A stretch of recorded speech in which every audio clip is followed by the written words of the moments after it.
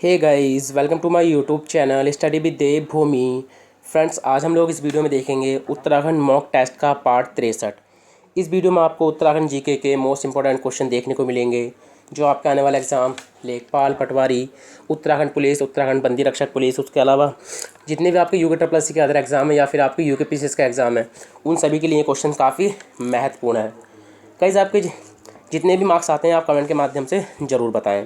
अगर आप हमारे चैनल स्टडी विद देवभूमि से जुड़ना चाहते हैं तो आप हमारे चैनल को सब्सक्राइब कर सकते हैं। जब चैनल को सब्सक्राइब करें तो बराबर बने घंटे के निशान को जरूर क्लिक कर लें ताकि आप किसी भी वीडियो के नोटिफिकेशन को मिस ना कर पाएँ। तो चलिए, ज़्यादा टाइम ना ख़राब करते हुए वीडियो को शुरू करते हैं। तो गाइज़, आज का पहला क्वेश्चन है, चनौदा में गांधी आश्रम की स्थापना कब हुई? तो देखिए, चनौदा जो है ये कहाँ पर स्थित है? सोमेश्वर। कहाँ पर स्थित है गाइज? ये सोमेश्वर। और सोमेश्वर कहाँ पर स्थित है? अल्मोड़ा में। ठीक है, अल्मोड़ा में। तो चनौदा में जो है गांधी आश्रम की स्थापना जो है वो कब हुई थी? तो गांधी आश्रम की स्थापना हुई थी 1937 में। कब हुई थी गाइज? 1937 में। किसने की थी? इसके संस्थापक कौन थे? तो इसके संस्थापक थे शांतिलाल। ठीक है, शांतिलाल त्रिवेदी। कौन थे गाइज इसके संस्थापक? शांतिलाल त्रिवेदी जी। अगला क्वेश्चन हो जाएगा, राज्य के हिमालय क्षेत्र में किस वृक्ष को बर्च कहा जाता है? तो देखिए, राज्य का जो हिमालय क्षेत्र है उसमें बर्च जो है वो किस वृक्ष को कहा जाता है? तो बर्च कहा जाता है भोजपत्र को। किसको कहा जाता है गाइज? भोजपत्र को। अगला क्वेश्चन हो जाएगा, राज्य की लगभग कितनी प्रतिशत जनसंख्या कृषि क्षेत्र से जुड़ी हुई है? तो काफ़ी महत्वपूर्ण क्वेश्चन है गाइज ये। तो देखिए, लगभग 70%। ठीक है, 70% जनसंख्या जो है वो कृषि क्षेत्र से जुड़ी हुई है। ठीक है, अगला क्वेश्चन हो जाएगा, राज्य में नई कृषि नीति कब जारी हुई थी? तो देखिए, राज्य में नई कृषि नीति जो जारी हुई थी गाइस, ये हुई थी 2011 में। कब हुई थी गाइस? 2011 में।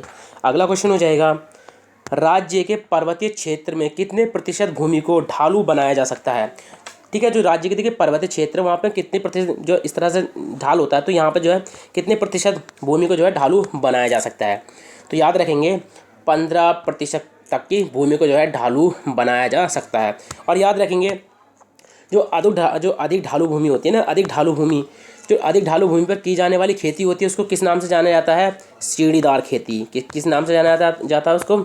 सीढ़ीदार खेती के नाम से उसको जाना जाता है। अगला क्वेश्चन हो जाएगा, किस अनुच्छेद का संबंध पंचायतों के लिए वित्त आयोग का गठन से है? ठीक है, तो देखिए, ये इसका जो राइट आंसर हो जाएगा ये हो जाएगा ऑप्शन डी, अनुच्छेद 243 का आई। ठीक है, अनुच्छेद 243 के ई की हम लोग बात करें तो इसमें पंचायतों की अवधि का प्रावधान है। ठीक है, जो पंचायतों की अवधि होती है, अवधि, उसका इसमें प्रावधान है। 243 के एफ की बात करें तो इसमें पंचायत जो सदस्य है उसकी योग्यता है, जो पंचायतों के सदस्य हैं उनकी योग्यता है इसमें। ठीक है, और 243 का जी में क्या है गाइस? तो इसमें हो जाएगा पंचायत के जो कार्य हैं उससे संबंधित। ठीक है, जो पंचायतों के कार्य हैं उससे संबंधित।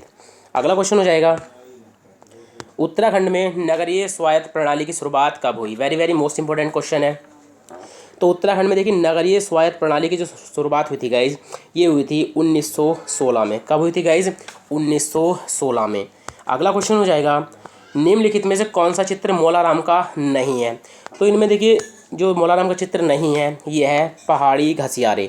ठीक है, पहाड़ी घसियारे जो चित्र है गाइज, ये है रणवीर, ठीक है, रणवीर सिंह बिष्ट जी का। ठीक है, रणवीर सिंह बिष्ट जी का है क्या? पहाड़ी घसियारे। देखिए, मोरप्रिय जो है ये मोलाराम का जो प्रारंभिक अवस्था का चित्र है, इसमें इन्होंने जो है पक्षियों का अंकन किया है। ठीक है, दंपत्ति की बात करें, जो इनका दंपत्ति चित्र है, दंपत्ति जो प्रद्युम्न शाह हैं, ठीक है, प्रद्युम्न शाह और उनकी पत्नी जो है उनका चित्र है। ठीक है, चंद्रमुखी जो है गाइज, चंद्रमुखी इनका चित्र है जिस पर मोलाराम की कविता लिखी हुई है। ठीक है, इस चित्र पर जो है मोलाराम की कविता लिखी हुई है। अगला क्वेश्चन हो जाएगा, लच्छा आभूषण धारण किया जाता है? तो देखिए, लच्छा आभूषण जो धारण किया जाता है गाइज, ये धारण किया जाता है पैरों में। ठीक है, पैरों में जो है इसको धारण किया जाता है। देखिए, पैरों के कुछ महत्वपूर्ण आभूषण है, उनको आप याद रखेंगे। एक है कंडवा। ठीक है, कंडवा या इसको बोलते हैं सुधमन। क्या बोलते हैं इसको? सुधमन।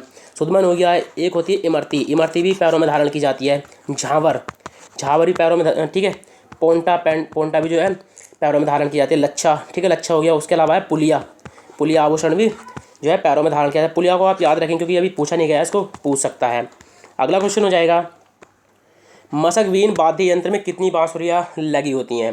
तो देखिए, मशक बीन में जो है कितनी बांसुरियाँ लगी होती हैं? 5 बांसुरियाँ जो है वो लगी होती हैं। क्वेश्चन आता है कि मशकवीन वाद्य यंत्र जो है मूल रूप से ये किस देश का है? तो आप याद रखेंगे स्कॉटलैंड का है। कहाँ का है गाइज? ये स्कॉटलैंड का। चलिए कमेंट के माध्यम से बताइए मशकवीन वाद्य यंत्र जो है किस तरह का वाद्य यंत्र है। ठीक है, अगला क्वेश्चन हो जाएगा नोठाकोथिंग उत्सव का संबंध किस जनपद से है? तो देखिए नोठाकोथिंग उत्सव का जो संबंध है गाइज ये है चंपावत से। किससे है? चंपावत में देखिए पूर्णागिरि, एक तो हो गया पूर्णागिरि और दूसरा है देवीधुरा। ठीक है, यहाँ पर होता है। उसके अलावा दूसरा होता है देखिए चमोली। ठीक है, कहाँ पर होता है दूसरा? चमोली में। चमोली में कहाँ पर होता है? आदि बद्री में। कहाँ पर होता है गाइज? आदि बद्री में होता है। अब देखिए जो चमोली का आदि बद्री धाम है वहाँ पे जो नोठाकोथिंग खेला जाता है ना चमोली के आदि बद्री में, तो नोठाकोथिंग को वहाँ पर बोला जाता है हिमालय उत्सव। किस नाम से जाना जाता है? वहाँ पे हिमालय उत्सव के नाम से जाना जाता है। नोठाकोथिंग में देखिए पाषाण युद्ध, याद रखेंगे, पाषाण युद्ध और पत्थरों की वर्षा। क्या होती है इसमें? पत्थरों की वर्षा। ये परंपरा गाइस पहले थी, लेकिन अब जो है ये मात्र प्रतीकात्मक रह गई है। ठीक है, अगला क्वेश्चन हो जाएगा राज्य में पहाड़ दिवस कब मनाया जाता है? तो देखिए राज्य में जो है पहाड़ दिवस जो मनाया जाता है गाइज ये मनाया जाता है 11 दिसंबर को। कब मनाया जाता है? 11 दिसंबर को। 9 नवंबर की बात करें तो राज्य का स्थापना दिवस है। क्या है? राज्य का स्थापना दिवस। 9 सितंबर की बात करें तो 9 सितंबर को मनाया जाता है हिमालय दिवस। ठीक है, हिमालय दिवस 9 सितंबर को मनाया जाता है। 4 अक्टूबर की हम लोग बात करें तो राज्य में 4 अक्टूबर को हाथी दिवस मनाया जाता है। ठीक है, अगला क्वेश्चन हो जाएगा राज्य सरकार ने ई गवर्नेंस वर्ष घोषित किया। ये क्वेश्चन कई बार यूके ट्रिपल एस ने पूछ रखा है गाइस। ठीक है, तो राज्य सरकार ने ई गवर्नेंस वर्ष जो घोषित किया था ये घोषित किया था 2001 में। ठीक है, अब क्वेश्चन आता है कि ई गवर्नेंस होता क्या है? तो देखिए सरकारी जो कार्य होते हैं, ठीक है, कामकाज जो होते हैं, सरकारी कामकाज जो होते हैं उसमें शीघ्रता लाने, ठीक है, सरकार के कार्यक्रम को जनता तक पहुंचाने के लिए, ठीक है, किस चीज़ का प्रयोग किया गया था? सूचना प्रौद्योगिकी का। तो सूचना प्रौद्योगिकी का प्रयोग ही क्या कहलाता है? ई गवर्नेंस कहलाता है। ठीक है गाइस, अगला क्वेश्चन हो जाएगा उत्तराखंड का प्राचीन खेल क्या है? Very very most important question है। तो देखिए उत्तराखंड का जो प्राचीन खेल है गाइस ये है बागवट्टी। क्या है गाइस? बागवट्टी है। ये राज्य का प्राचीन खेल है, इसको आप याद रखेंगे। अगला क्वेश्चन हो जाएगा जसपाल राणा को अर्जुन पुरस्कार कब प्राप्त हुआ था? तो देखिए जसपाल राणा जो है ये एक निशानेबाज हैं। कौन है गाइस? ये एक निशानेबाज खिलाड़ी हैं ये। ठीक है, तो इनको अर्जुन पुरस्कार जो मिला था ये मिला था इनको 1994 में। कब मिला था इनको? 1994 में मिला था। अगर क्वेश्चन आता है इनको पद्मश्री कब मिला था? ठीक है, तो पद्मश्री मिला था इनको 2002 में। क्वेश्चन आता है कि इनका संबंध जो है वो किस गाँव से है, किस जिले से है? तो याद रखेंगे चिलामू गाँव पड़ता है, एक चिलामू गाँव। ठीक है, ये कहाँ पर स्थित है? टिहरी में। ठीक है, तो इनका संबंध किस जनपद से है? टिहरी जनपद से है। ठीक है, अगला क्वेश्चन हो जाएगा भरत कवि ने मानवोदय काव्य की जो रचना की थी वो किस भाषा में की थी? ठीक है, तो भरत कवि ने जो है मानवोदय काव्य की जो मानवोदय काव्य था उसको किस भाषा में लिखा था? याद रखेंगे किस में लिखा था? संस्कृत में। किस में लिखा था गाइज? संस्कृत में। अगला क्वेश्चन हो जाएगा कैप्टन हार्डविक किसके शासनकाल में गढ़वाल आया था? तो देखिए कैप्टन हार्डविक जो आया था ये किसके शासनकाल में आया था? प्रद्युमन शाह के। किसके शासनकाल में आया था?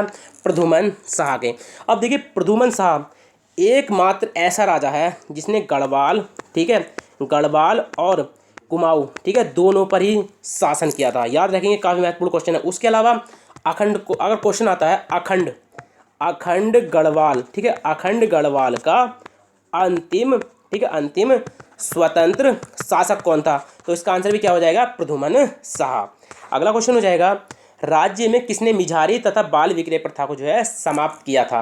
तो ये समाप्त किया था ई गार्डनर ने। ठीक है, अब ई गार्डनर ने देखिए राज्य में सबसे पहले जो है डाक, ठीक है, डाक व्यवस्था को शुरू किया था। डाक व्यवस्था को, ठीक है, कब? 1815 में। ठीक है, 1815 में। कहाँ से? अल्मोड़ा से श्रीनगर के बीच में। ठीक है, अगला क्वेश्चन हो जाएगा पिंडारी ग्लेशियर की खोज कब हुई? तो देखिए पिंडारी ग्लेशियर की जो खोज हुई थी गाइज ये हुई थी 1846 में। किसने की थी? मिस्टर मडेन ने। ठीक है, मिस्टर मडेन ने जो है इसकी खोज की थी। अगला क्वेश्चन हो जाएगा और आज का अंतिम क्वेश्चन है किस वर्ष कालो का डांडा लैंसडौन में परिवर्तित हुआ था? तो ये हुआ था गाइज 21 सितंबर 1890 में। तो गाइज ये थे आज के उत्तराखंड मॉक टेस्ट पार्ट 63 के 20 महत्वपूर्ण क्वेश्चन जो आपके आने वाले एग्जाम लेखपाल पटवारी उत्तराखंड पुलिस, उत्तराखंड बंदी रक्षक पुलिस, उसके अलावा यूके ट्रिपल एससी के आपके जितने भी एग्जाम हैं, ठीक है, या बात करें यूके पीसीएस की, तो उन सभी के लिए ये क्वेश्चन काफ़ी महत्वपूर्ण है। आपके गाइस 20 में से जितने भी मार्क्स आए हों आप कमेंट के माध्यम से जरूर बताएं। गाइस अगर आपको वीडियो 1% भी अच्छी लगी हो तो वीडियो को लाइक करें, कमेंट करें, वीडियो को अपने दोस्तों के साथ जरूर शेयर करें। तो चलिए मिलते हैं अपनी नेक्स्ट वीडियो में। Thank you for watching.